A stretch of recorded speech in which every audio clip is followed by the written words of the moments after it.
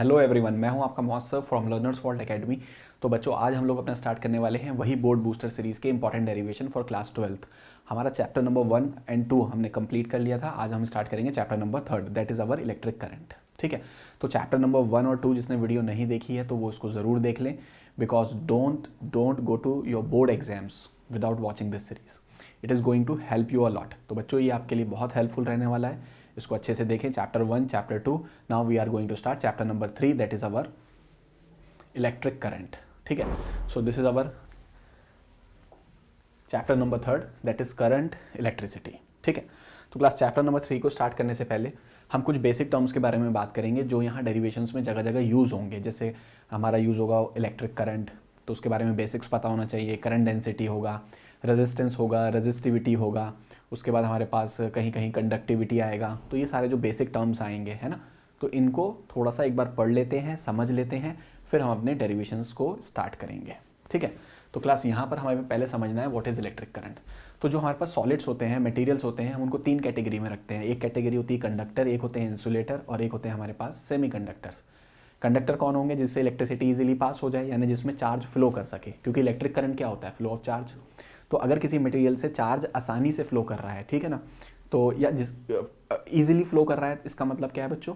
कि उसके पास free electrons available हैं। तो जो हमारे कंडक्टर्स होते हैं उनके पास फ्री इलेक्ट्रॉन्स यानी फ्री चार्ज होता है, और इस वजह से उनमें आसानी से इलेक्ट्रिक करंट फ्लो कर जाता है। उसके अदर हैंड अगर हम इंसुलेटर्स की बात करें, उनके पास कोई फ्री इलेक्ट्रॉन्स नहीं होते, जैसे वुड, प्लास्टिक वगैरह, तो वहाँ पर इलेक्ट्रिसिटी फ्लो या इलेक्ट्रिक करंट सेटअप नहीं होता।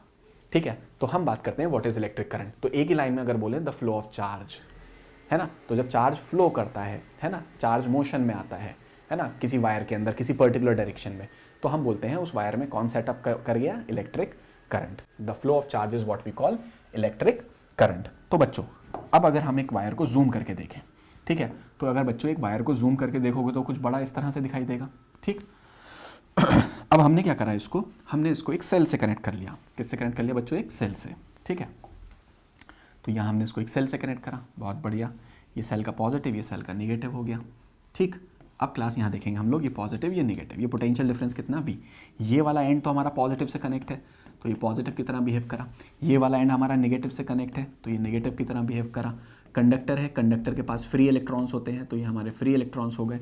यहाँ पर पॉजिटिव इज नेगेटिव को अट्रैक्ट करेगा, नेगेटिव नेगेटिव को रिपेल करेगा। प्लस ने माइनस को खींचा, माइनस ने माइनस को धकेला, तो इसका मतलब इन इलेक्ट्रॉन्स पर इस तरफ फोर्स लगेगा, जिस फोर्स की वजह से क्लास क्या करेंगे? ये इलेक्ट्रॉन पॉजिटिव एंड की तरफ खिसकना शुरू करेंगे, ड्रिफ्ट ऐसे। तो हम बोलेंगे इस वायर के अंदर कौन सेटअप हो गया? करंट सेटअप हो गया। The flow of charge is called electric current. ठीक है, तो हम बोलेंगे इसमें करंट सेटअप हो गया। ठीक है, तो करंट की डायरेक्शन क्या होती है? मालूम है, जिस डायरेक्शन में नेगेटिव जाएगा करंट उसके क्या होगा? ऑपोजिट होगा। किस डायरेक्शन में होगा? उसके ऑपोजिट डायरेक्शन में होगा। तो this will be our direction of current. ठीक है, अब यहाँ पर हम लोगों को देखना है कि मान लो मुझे इस पर्टिकुलर सेक्शन पर, इस वायर के इस पर्टिकुलर सेक्शन पर, ठीक है, क्या फाइंड करना है? करंट को, करंट की वैल्यू को, है ना, द कैलकुलेशन ऑफ करंट। तो देखो यहाँ पर इस वाले सेक्शन से इलेक्ट्रॉन पास हो रहे हैं, है ना, तो इलेक्ट्रॉन का मतलब कुछ चार्ज फ्लो कर रहा है। लेट से कितना चार्ज कर रहा है? Delta Q. कितना चार्ज फ्लो कर रहा है? Delta Q. सर कितने टाइम में? डेल्टा टी टाइम में। डेल्टा टी टाइम में यहाँ से जो इलेक्ट्रॉन गए अपने साथ क्या लेके गए बच्चों? चार्ज। चार्ज फ्लो करा डेल्टा टी टाइम में। तो यहाँ पर अगर मैं एवरेज वैल्यू ऑफ करंट लिखूँ, एवरेज वैल्यू ऑफ करंट, तो हो जाएगा this charge divided by time. ठीक है, और इंस्टेंट वैल्यू लिखें तो हमें पता है वो डी के टर्म्स में आएगा, D Q by D T. ठीक है, तो ये हमारा करंट की कैलकुलेशन हो गई। ठीक है, तो basically rate of flow of charge, क्योंकि टाइम से डिवाइड है, तो current is equal to rate of flow of charge. इसी चीज़ को हम क्या बोलते हैं? That is rate of flow of charge. Rate of flow of charge बच्चों, बहुत बढ़िया। तो इलेक्ट्रिक करंट क्या हो गया हमारा? इलेक्ट्रिक करंट हो गया फ्लो ऑफ चार्ज, बहुत बढ़िया। चार्ज का फ्लो, अब अगर हमें उसकी कैलकुलेशन करनी है तो जितना चार्ज क्रॉस करा divide by time taken, divide by time taken, तो ये हमारी हुई calculation of electric current. Unit वगैरह सब पता ही है, कूलाम पर सेकंड हो गई। कूलाम पर सेकंड का दूसरा नाम हो गया एम्पियर। ठीक है, करंट के पास डायरेक्शन है, बिल्कुल है। जिस डायरेक्शन में नेगेटिव चार्ज मूव करेगा करंट उसके अपोजिट होगा, उसके अपोजिट होगा। ठीक है, तो यहां पर करंट फ्लो करता है हाई पोटेंशियल से लो पोटेंशियल की तरफ, that is HP to LP। और इलेक्ट्रॉन मूव करते हैं, वो भी काम की बात है, यहाँ नोट कर लो, LP to HP। Electrons move from LP to HP। ठीक है, तो ये बेसिक हमें इतना पता हो करंट के बारे में, ठीक है। तो दैट्स ऑल। अब हम आगे चलते हैं करंट के बारे में। नेक्स्ट टर्मिनोलॉजी का हम डिस्कशन करते हैं यहाँ पे करंट डेंसिटी। बच्चों किसकी बात करेंगे हम? करंट डेंसिटी के बारे में बात करेंगे। अब ये करंट डेंसिटी क्या है? इसको रिप्रेजेंट करते हैं बच्चों हम जे से। बच्चों किससे रिप्रेजेंट करते हैं? जे। और ये एक वेक्टर क्वांटिटी है। कैसी क्वांटिटी है हमारी? वेक्टर क्वांटिटी जे। बेसिकली ये क्या है? ये बहुत सिंपल है क्लास। अगर मुझे जे डिफाइन करना है करंट डेंसिटी, तो ये बेसिकली होता है करंट डिवाइडेड बाय एरिया। किसके बराबर होता है? Current divided by area. थोड़ा और डिटेल में बात करते हैं। Current divide by area. मान लो मेरे पास एक एरिया गिवन है, ठीक है, और यहाँ से करंट फ्लो कितना कर रहा है? आई। यहाँ नोट करो, जो करंट फ्लो कर रहा है वो एरिया के परपेंडिकुलर है। जो करंट फ्लो कर रहा है वो एरिया के परपेंडिकुलर है, ठीक है। Current is perpendicular to area. तो यहाँ पर लेट्स से एरिया कितना है? ए। तो यहाँ पे करंट डेंसिटी डिफाइन होगी I divided by A. I divided by A. और यहाँ पर एक नोट करने वाली बात ये है कि यहाँ पर जो एरिया यूज हुआ है वो परपेंडिकुलर था। एरिया कैसा था? परपेंडिकुलर था। किस पर? करंट पर। जो एरिया था, ये सरफेस था, ये परपेंडिकुलर था किस पे? करंट पर। तो हम इस तरह से इसको करंट डेंसिटी को लिख सकते हैं, ठीक। अगर करंट डेंसिटी इस तरह से पूछ ले, चलो बच्चों, मान लो हमें ये एरिया दे रखा है और यहाँ पर करंट और एरिया आपस में परपेंडिकुलर नहीं हो इस तरीके से, तो यहाँ पर अगर मैं एक लाइन नॉर्मल बना लूँ, यानी एरिया वेक्टर ड्रॉ कर लूँ। कौन सा वेक्टर? Area vector. बच्चों में मालूम है एरिया इज स्केलर और वेक्टर पिछली वीडियो में बात करी थी गॉस थ्योरम में। Area is a vector. तो यहाँ पर इन दोनों के बीच में लेट से एंगल कितना है? थीटा। तो यहाँ पर जब करंट डेंसिटी जे डिफाइन होगी, सो वो डिवाइड होगा आई डिवाइड बाई परपेंडिकुलर एरिया। और परपेंडिकुलर एरिया जो होगा वो एरिया का ये वाला कॉम्पोनेंट होगा which is a cos theta. तो यहाँ पे जे बराबर लिख सकते हैं हम आई अपॉन ए कॉस थीटा। तो यहाँ से आई की वैल्यू आ जाएगी जे, इसको इधर ले आओ, ए कॉस थीटा। तो बच्चों यहाँ पे नोट करो आई किसके बराबर आ गया? That is J dot A. J dot A के बराबर आ गया। ये इसकी वेक्टर फॉर्म हो गई।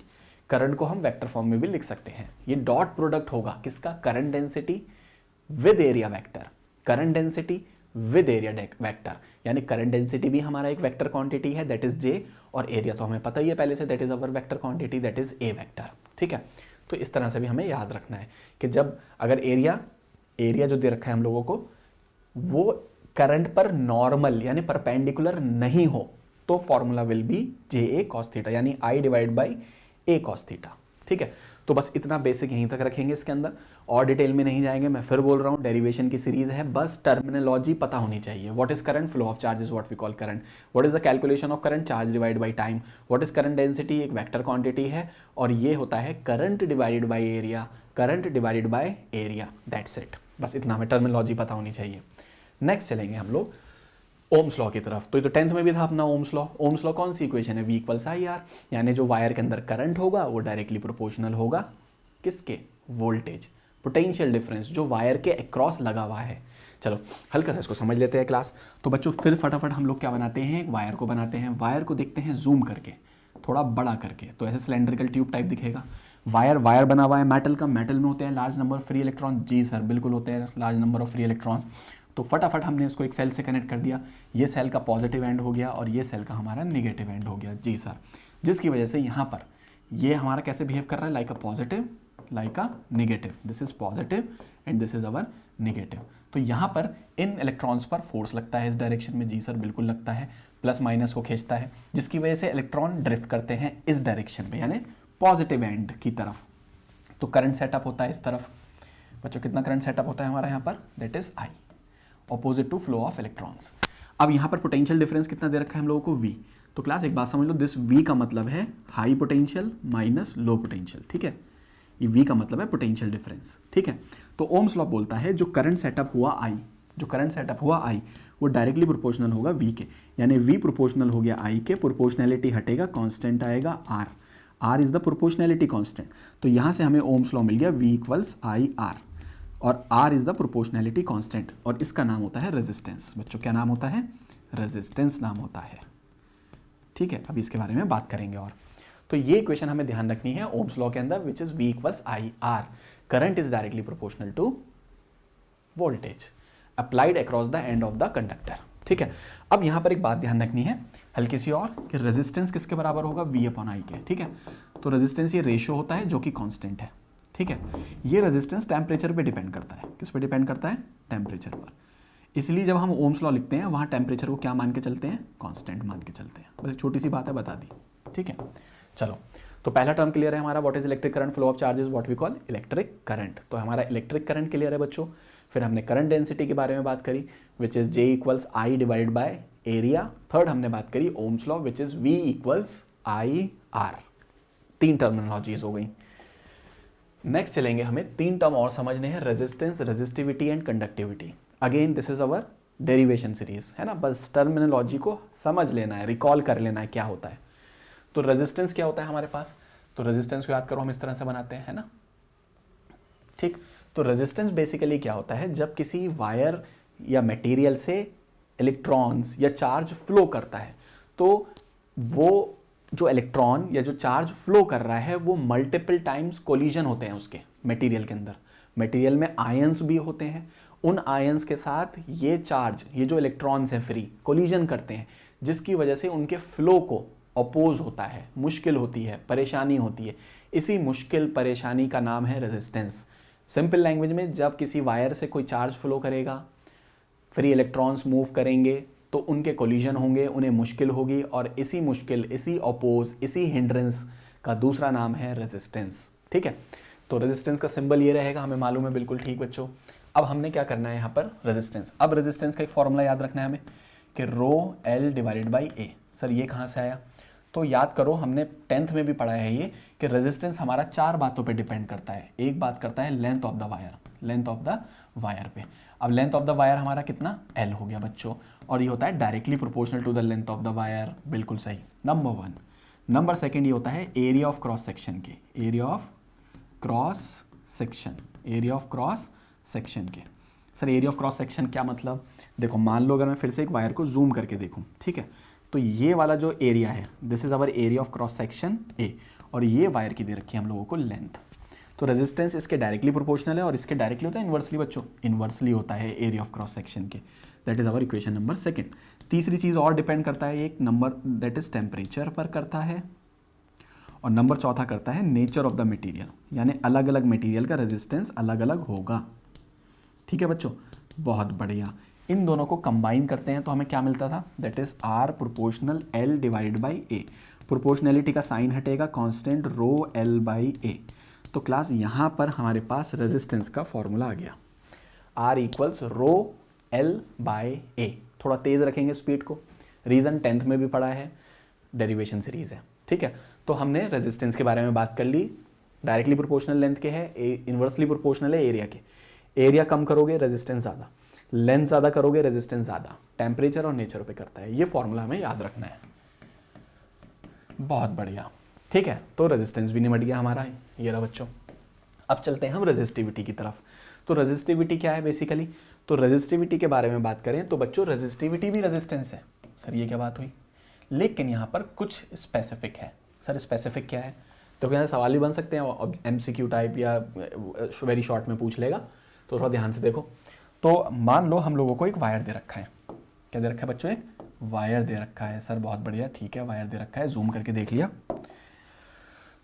और वहां पर इसकी लेंथ दे रखी है लेट से 1 मीटर। बच्चों कितनी दे रखी है? 1 मीटर, ठीक है। और यहाँ पर ये एरिया दे रखा है 1 मीटर स्क्वायर, ठीक है, यानी यूनिट लेंथ, इसको बोलेंगे यूनिट लेंथ, जी सर, और that is unit area, unit area, जी सर बहुत बढ़िया, यूनिट लेंथ यूनिट एरिया। अब अगर मैं ऐसे वायर के लिए रेजिस्टेंस का फॉर्मूला लगा दूं तो लगा देते हैं सर, क्या दिक्कत है? R equals rho L divided by A। बहुत बढ़िया, रो लेंथ भी 1 है, एरिया भी 1 है, बहुत बढ़िया। R बराबर रो के आ गया। सर ये तो रेजिस्टेंस और रेजिस्टिविटी दोनों बराबर आ गए। लेफ्ट हैंड साइड पर रेजिस्टेंस लिखा हुआ है, राइट हैंड साइड पर रेजिस्टिविटी लिखी हुई है, बिल्कुल सही। मैं यही तो बोल रहा था कि रेजिस्टेंस और रेजिस्टिविटी सेम चीज़ है, मतलब दोनों मुश्किल है फ्लो ऑफ चार्ज के लिए। लेकिन ये थोड़ा ये स्पेसिफिक है। इसमें स्पेसिफिक क्या है कि ये एक ऐसे वायर की वजह से होगा जिसकी लेंथ भी 1 मीटर है और जिसका एरिया भी 1 मीटर स्क्वायर है, यानी जिसमें एरिया और लेंथ फिक्स्ड है, जिसमें एरिया और लेंथ फिक्स्ड है, ठीक है। सो रेजिस्टिविटी क्या है? Resistance offered by a wire जिसकी length is 1 metre, area is 1 metre square.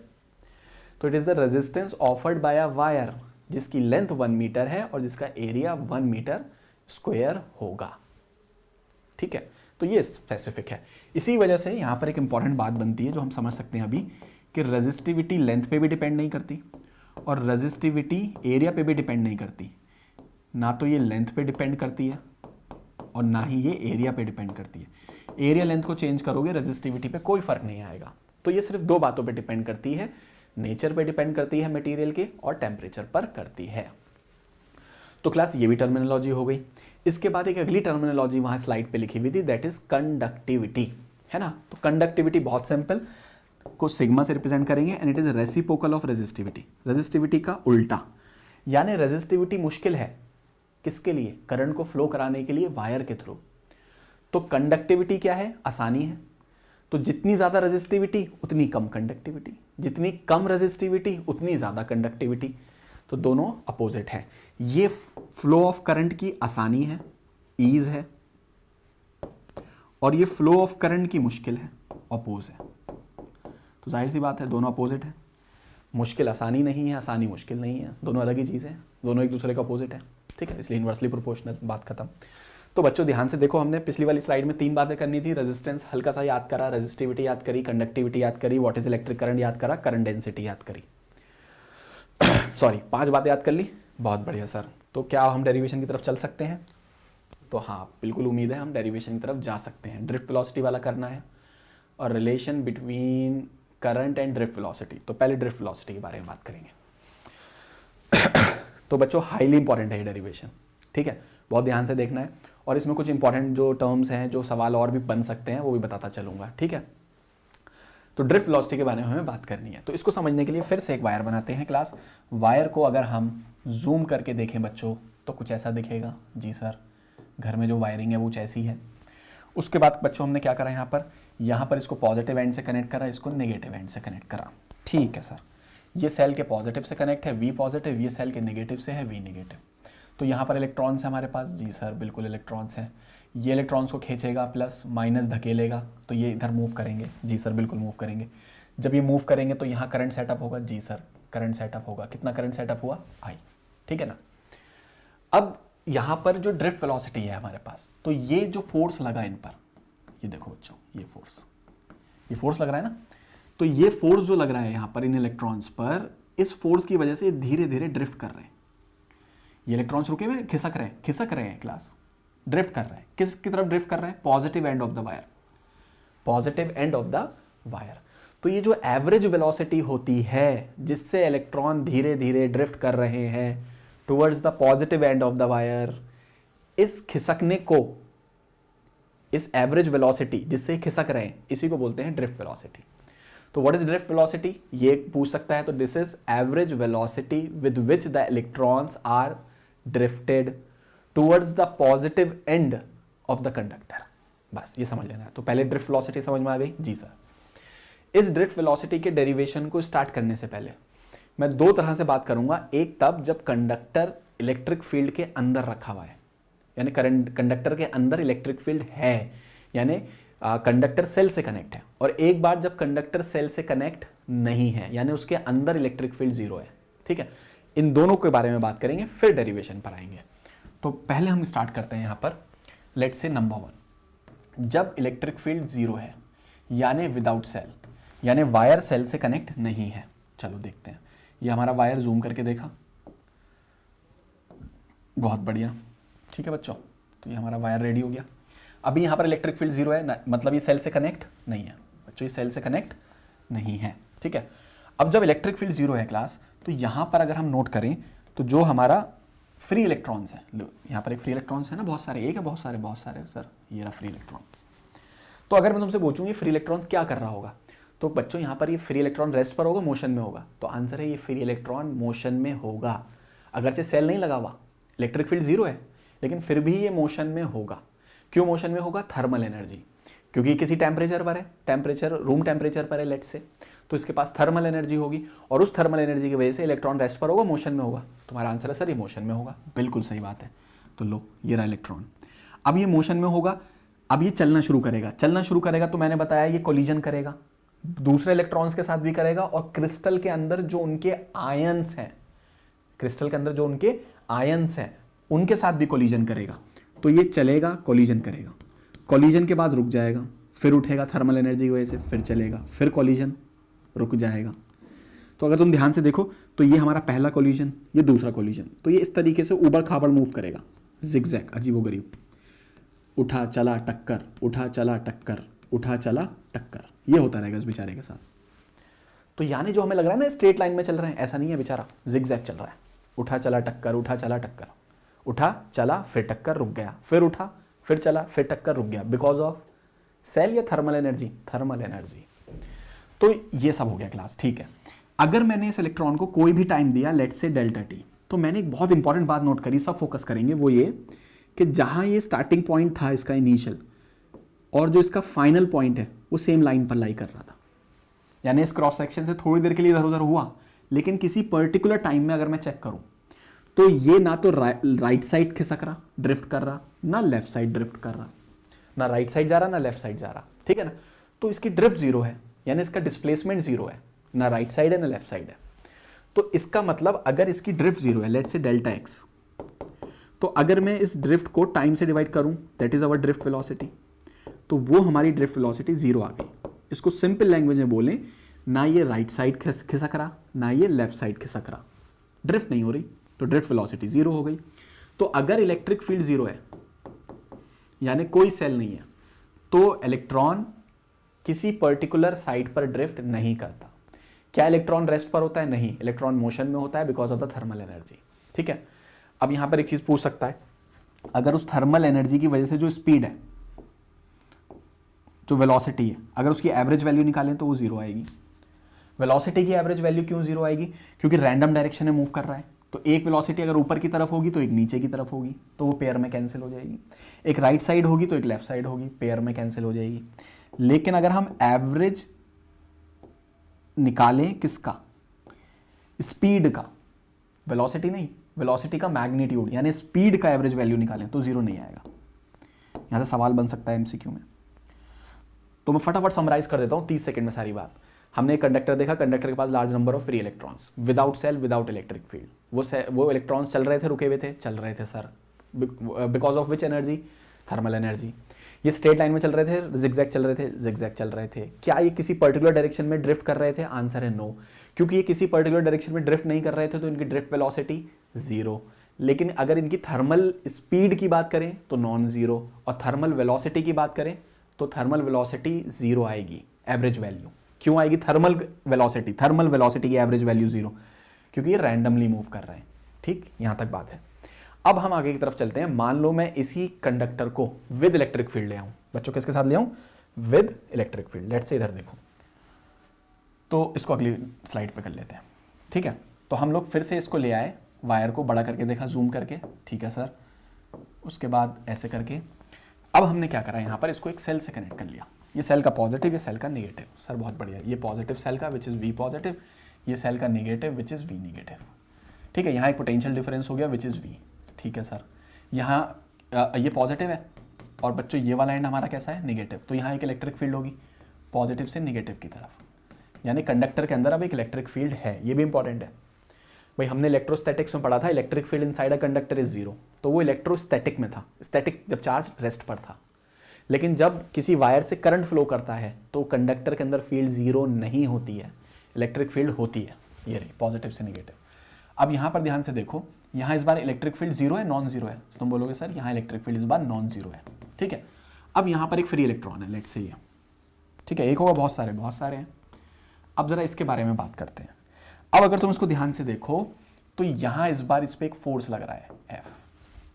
तो अगर मैं पूछूं कितना फोर्स लग रहा है बच्चों, तो तुम बोल सकते हो sir force on electron, force on electron कितना लगेगा? तो फोर्स ऑन इलेक्ट्रॉन लग रहा होगा QE। भाई इलेक्ट्रिक फील्ड में एक चार्ज रखा हुआ है, पहले भी पढ़ा चुका हूं मैं। अगर इलेक्ट्रिक फील्ड में एक चार्ज रखा हुआ हो तो उस पर फोर्स लगता है विच इज QE।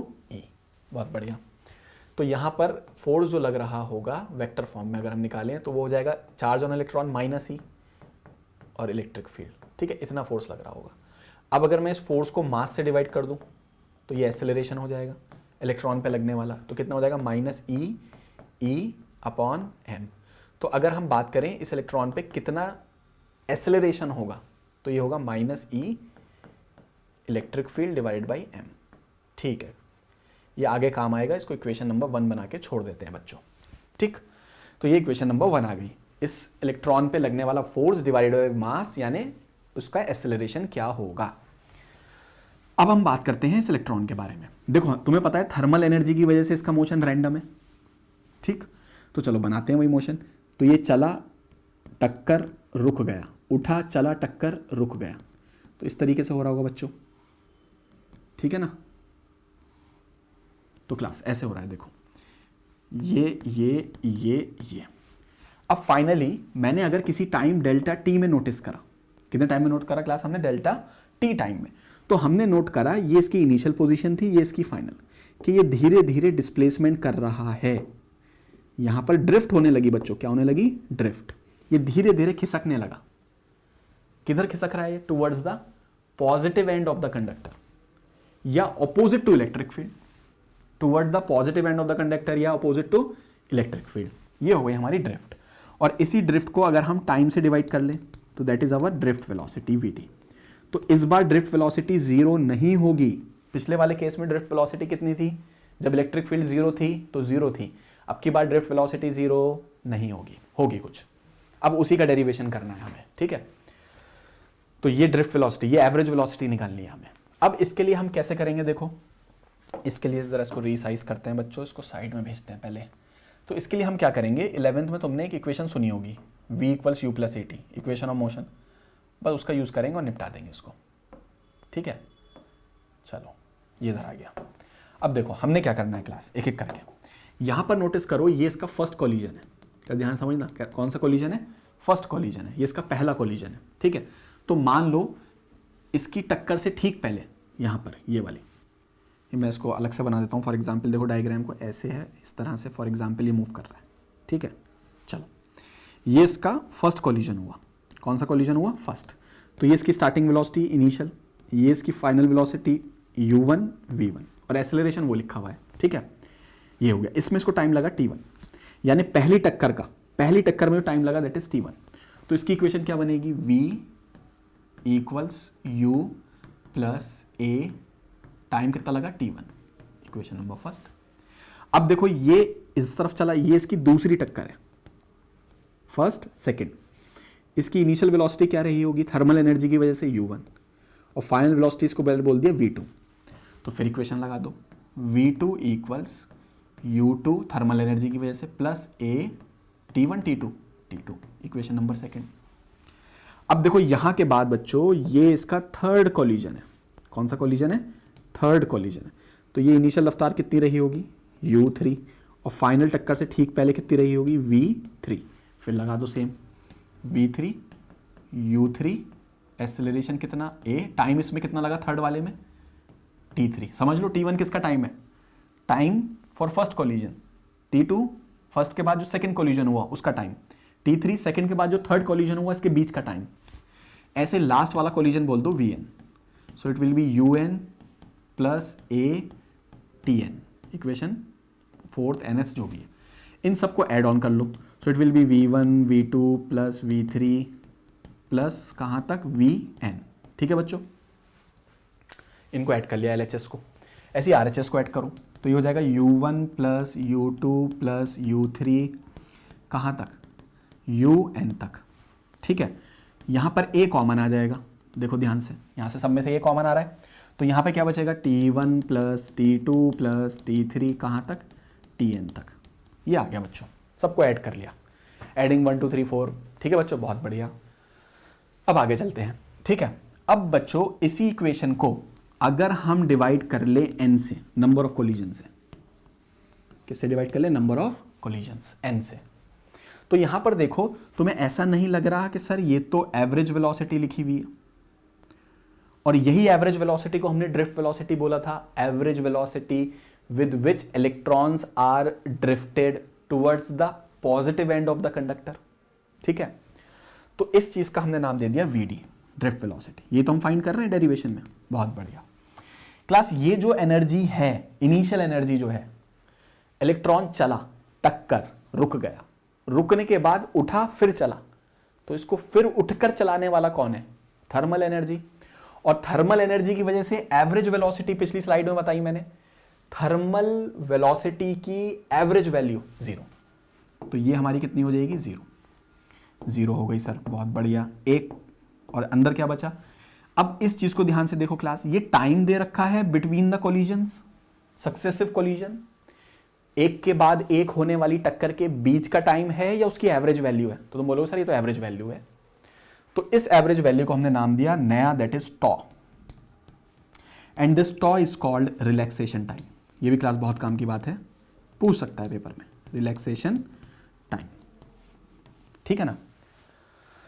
कौन सा टाइम, रिलैक्सेशन टाइम। तो रिलैक्सेशन टाइम क्या होता है, एक मिसकॉन्सेप्ट है, मतलब एक जनरली बच्चे से बोलते हैं time between two successive collision, नहीं, this is the average time between two successive collision, it is not the time, it is not only the time, it is the average time between two successive collision, एक के बाद एक होने वाली टक्कर के बीच का एवरेज टाइम।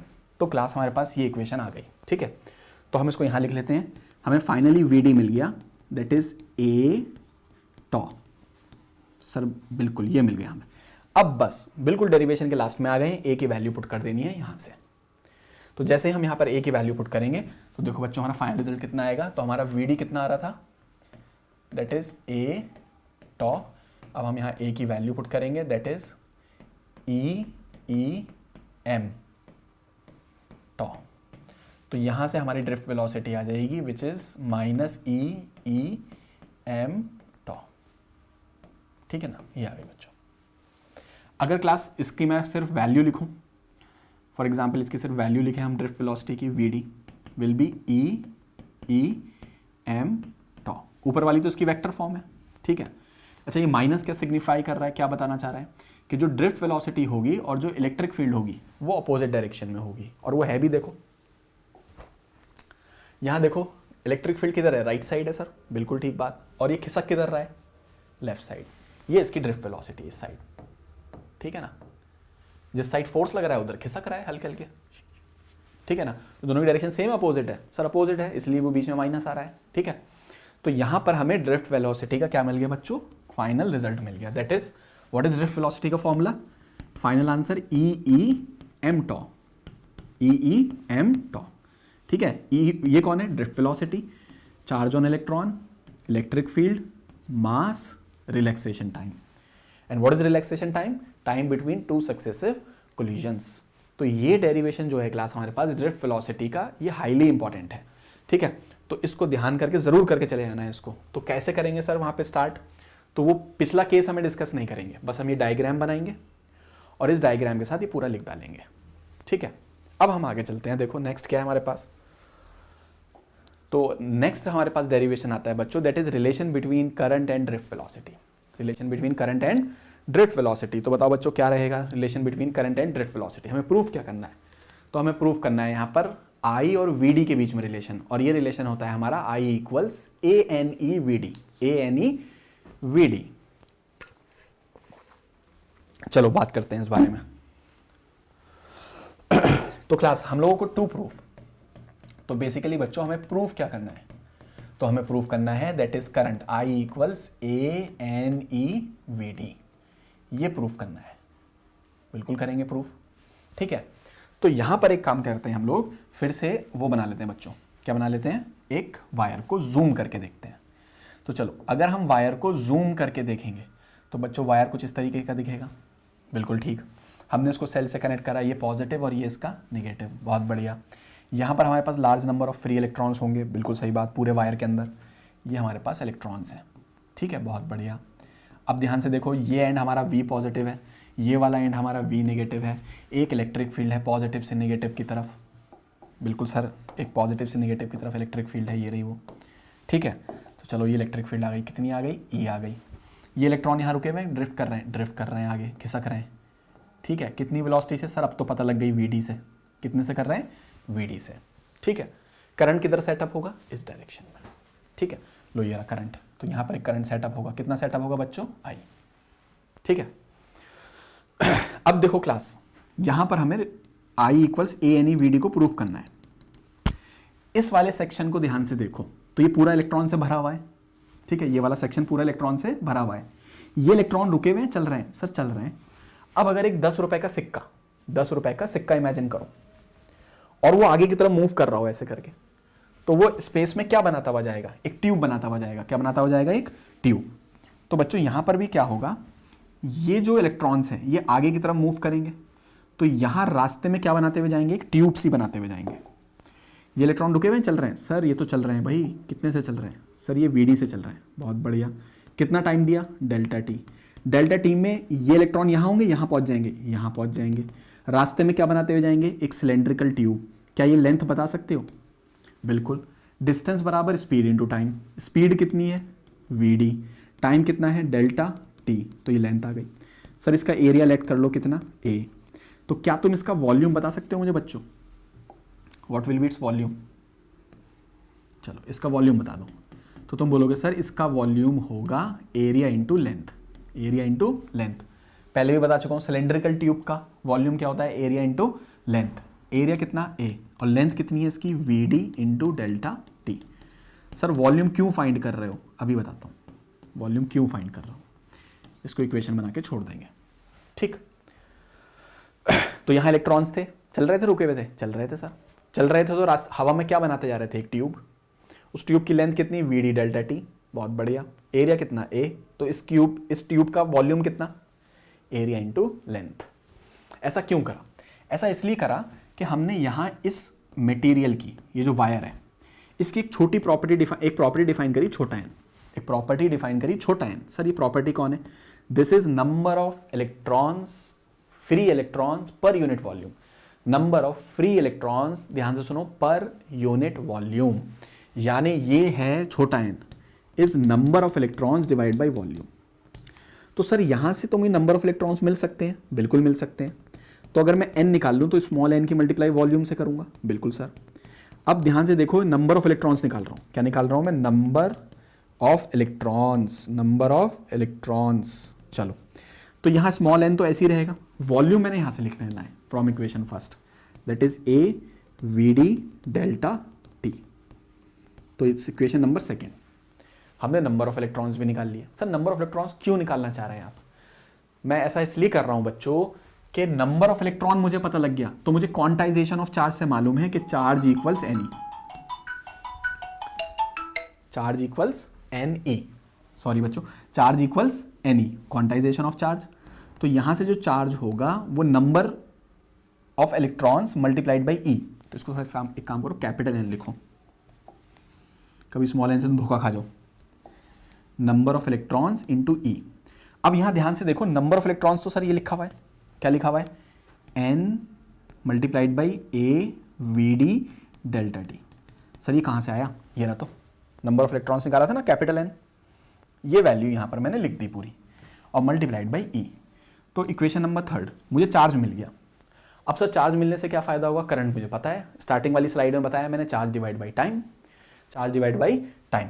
तो अगर मैं यहां करंट फाइंड करता हूं, तो फाइनली मैं क्या फाइंड कर रहा हूं, करंट विच इज I। तो यहां करंट हो जाएगा charge divided by time. Charge की वैल्यू पुट कर दो ऊपर से, ANEVD डेल्टा टी, और नीचे क्या है class, delta T. Delta T से डेल्टा टी कैंसिल, तो यहां से I की इक्वेशन आ जाएगी ANEVD, और यही हमें प्रूफ करना था, I इक्वल्स ANEVD। क्या प्रूफ करना था, I इक्वल्स ANEVD। देखो बच्चों, I इक्वल्स ANEVD। तो यहां से हमारी रिलेशन आ गई करंट और ड्रिफ्ट वेलोसिटी के बीच में। ये डेरिवेशन बच्चों इस तरह से भी पूछ सकता है, टू प्रूव। कभी छोड़ के मत आ जाना पेपर में, बोलो सर ये तो कराया नहीं आपने। देखो क्या पूछेगा, टू प्रूव J बराबर NEVD प्रूव कर दो, तो ये छोड़ के थोड़ी ना आना है। इन डेरिवेशंस में तभी तो मैंने टर्मिनोलॉजीज बताई थी तुम्हें। J कौन है यहाँ पर, that is current density, this is current density, ठीक है ना, J। तो क्लास हमें पता है J किसके बराबर होता है, I डिवाइड बाई A। तो यहां पर मैंने सिंपली क्या करा है, इस A को इसके नीचे ले आऊं, तो जब I के नीचे A आएगा तो J बन जाएगा, और वो क्या बचा, NEVD, ठीक है। तो करंट डेंसिटी के बारे में पूछ ले रिलेशन VD के साथ, या करंट का पूछ ले VD के साथ, सेम है, ठीक। तो यहां पर हमारा ये डेरिवेशन में निमट जाता है relation between current and drift velocity. बच्चों आगे चलें, ठीक। नेक्स्ट हमें क्या प्रूफ करना है, that is other form of Ohm's law, other form of Ohm's law. तो ये दो तरह से आ सकता है ना। शॉर्ट टाइप क्वेश्चन में भी आ सकता है जहां कहेगा कि भाई other form of Ohm's law को डेराइव कर दो, या ये डायरेक्ट ऑब्जेक्टिव में भी एमसीक्यू में भी आ सकता है कि what is the other form of Ohm's law, option दे रखे होंगे। ठीक है, चलो तो हमें other form of Ohm's law पहले मैं डायरेक्ट लिख के बता देता हूँ। Other form of Ohm's law अगर एमसीक्यू में आ जाए तो होती है J equal sigma E. J equals कितना, सिग्मा ई। अब क्लास इन तीनों टर्मिनोलॉजीज को देखो, तीनों टर्म्स को देखो। अब तुम्हें एक बात समझ में आ रही होगी कि मैं क्यों स्टार्टिंग में टर्मिनोलॉजीज के बारे में बात कर लेता हूँ, क्योंकि देखो यूज हो गई। यहां पर जे कौन है, current density which is current divided by area. Yes sir. Sigma कौन है सर, बताया था अभी आपने पीछे, कंडक्टिविटी, कंडक्टिविटी है ना, which is reciprocal of resistivity. जी सर बिल्कुल, अभी आपने स्टार्टिंग में बताया है। और ये हमें पहले से मालूम है पिछली वीडियो से, that is electric field, that is electric field. तो ये हमारी other form of Ohm's law है, बहुत ही काम की फॉर्म है। ये बिल्कुल एमसीक्यू में आ सकती है other form of Ohm's law के नाम से। ठीक, अब यहां पर देखो, इसको प्रूफ करने को आ जाए करेंगे। हमें पता है क्लास ओम्स लॉ अपना क्या होता है, बताओ जल्दी से। तो बच्चों ओम्स लॉ होता है V इक्वल्स आई आर। ठीक है, अब मान लो हम लोगों को एक वायर गिवन है। ठीक है, वायर की लेंथ कितनी है बच्चों, L। ठीक है, पोटेंशियल डिफरेंस कितना दे रखा है हमें, V। इलेक्ट्रिक फील्ड कितनी है इसके अंदर, E। ठीक है ना। अब अगर तुम्हें याद हो हमारे पास एक रिलेशन होती है V बराबर ED, V इक्वल्स ED है ना, याद है, delta V equals minus E into displacement है ना। तो ये नेगेटिव इधर लिया है, high potential minus low, which is V equals ED। तो यहां से V इक्वल्स E ऐसी रहेगा, और D की जगह क्या आ जाएगा हमारे पास, लेंथ ऑफ द वायर। ठीक है, तो V की जगह लिख सकते हैं हम EL। जी सर बिल्कुल लिख सकते हैं। तो यहां पर इस V को रिप्लेस कर देंगे, किससे, EL से। जी सर, EL से रिप्लेस कर दिया, बराबर कितना, I। अब रेजिस्टेंस का फॉर्मूला होता है rho L divided by A, rho L divided by A. यहां L से L कैंसिल हो गया, तो E इक्वल्स कितना आ गया हमारे पास, I रो डिवाइडेड बाई ए। अब ध्यान से देखो, करंट डिवाइडेड बाई एरिया, जल्दी बता दो क्या होता है current divide by area. Sir that is current density, बहुत बढ़िया। इसको इसके नीचे ले आओ, E 1 बाई रो। ठीक है, E इक्वल्स कितना, J। सर 1 बाई रो तो अपना कंडक्टिविटी, तो J इक्वल्स आ गया कंडक्टिविटी टाइम्स ऑफ E। ये हमारी आ गई, that is other form of Ohm's law, हमने प्रूव कर दिया। ठीक है बच्चों, अच्छा इसको वेक्टर फॉर्म में लिखें तो J will be sigma E, यानी J की डायरेक्शन वही होगी जो इलेक्ट्रिक फील्ड। यहां से भी सवाल आ सकता है कि जो करंट डेंसिटी की डायरेक्शन होती है वो same as that of electric field होगी।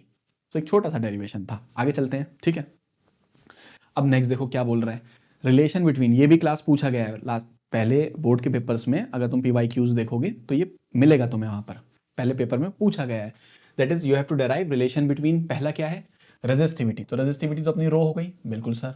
दूसरा है electron density, that is small n, याद है, number of electrons per unit volume, अभी पीछे बात करी थी। और रिलैक्सेशन टाइम कौन है अपना, टॉ। इन तीनों के बीच में हमें एक रिलेशन को डेराइव करना है। ठीक, करते हैं डेराइव। अगेन जो फाइनल रिजल्ट आएगा वो MCQ में आ सकता है और ये डेरिवेशन में भी आ सकता है। तो पहले हम समझ लेते हैं हमें प्रूफ क्या करना है। डायरेक्ट इक्वेशन लिख देता हूं मैं यहां पर, हमें प्रूफ क्या करना है, हमें रेजिस्टिविटी रो को प्रूफ करना है MnE स्क्वायर टॉ के बराबर होगी। MnE स्क्वायर किसके बराबर, टॉ के बराबर। ठीक है, ये प्रूफ करना है, चलो प्रूफ करते हैं। तो एक काम करते हैं, यहां पर एक कंडक्टर बना लेते हैं। तो बच्चों अगर कंडक्टर को देखेंगे जूम करके, अपना वही कहानी ऐसा दिखेगा, बहुत बढ़िया। कंडक्टर के ये एंड को पॉजिटिव से करा, ये एंड को नेगेटिव से करा, बहुत बढ़िया। तो ये अपना V पॉजिटिव हो गया, ये अपना बच्चों V नेगेटिव हो गया। पोटेंशियल डिफरेंस कितना, V, बहुत बढ़िया। लेंथ कितनी बच्चों, L। ठीक है, यहाँ इलेक्ट्रॉन्स पे इधर क्या लगा, फोर्स, ये इधर ड्रिफ्ट करे कितने से, VD। इलेक्ट्रिक फील्ड किधर, इधर। इलेक्ट्रिक फील्ड किधर होगी, पॉजिटिव से नेगेटिव होगी, ऐसे करके। ठीक है, और यहाँ पर करंट भी किधर होगा, opposite to motion of electrons. ये सब मैंने मार्किंग कर ली। ठीक है ना। अब यहां पर स्टार्ट करते हैं हम लोगों को मालूम है क्लास I इक्वल्स क्या होता है अपना, ANEVD। यहां से स्टार्ट कर लेते हैं। ठीक है, अब ओम्स लॉ के अकॉर्डिंग सबसे पहले देखो ओम्स लॉ क्या कहता है, V इक्वल्स IR। जी सर, V इक्वल्स IR। तो यहां से I की वैल्यू पुट कर दो, तो I की वैल्यू हो जाएगी V/R। बिल्कुल सही सर, ये हो गया। A ऐसी रहने दो, दैट इज NE। अब सर VD की वैल्यू भी होती है, आपने भी डिराइव कराई, VD इक्वल्स EEM टॉ, EEM टॉ। ये आ गई भाई EEM टॉ। तो ये आ गया हमारा EEM टॉ। तो देखो एक तो रिलैक्सेशन टाइम चाहिए था हम लोगों को, मिल गया। ठीक है, वो आ गया रिलैक्सेशन टाइम। स्मॉल एन चाहिए था, आ चुका। अब रेजिस्टिविटी और बना लेते हैं कहीं से, चलो, और बाकी सबको हटाना भी है यहाँ से। तो यहाँ पर हो गया वी इक्वल्स ये। अब यहाँ पे देखो एक चीज़ अभी थोड़ी देर पहले बताई थी, वी और एल में रिलेशन और ई में, इन तीनों में डायरेक्ट लिख सकते हैं वी इक्वल्स ई एल। अभी पीछे बताया था वी इक्वल्स ई एल, तो वी को रिप्लेस कर देते हैं यहाँ पर ई एल से। अपॉन में कितना, R, A N E square E M tau, ये आ गया। ठीक है, यहां से ध्यान से देखो क्लास, ई से ई कैंसिल हो गया अपना, बहुत बढ़िया। तो ये बचा कितना, एल। रेजिस्टेंस की वैल्यू लिख दो, रो एल बाई ए। होता है, बिल्कुल होता है सर। ए एन ई स्क्वेयर एम टॉ। मुझे ऐसा लग रहा है क्लास यहां पर एल से एल कैंसिल हो गया, बिल्कुल। ये एरिया ऊपर आएगा, ये इसको कैंसिल कर देगा, तो कितना बचा, 1/रो N E square tau divided by M. इसका रेसिप्रोकल करो तो रेजिस्टिविटी आ जाएगा M N E square tau. यही हमें प्रूफ करना था। जी सर, बिल्कुल। तो ये हमारा फाइनल रिजल्ट आ गया।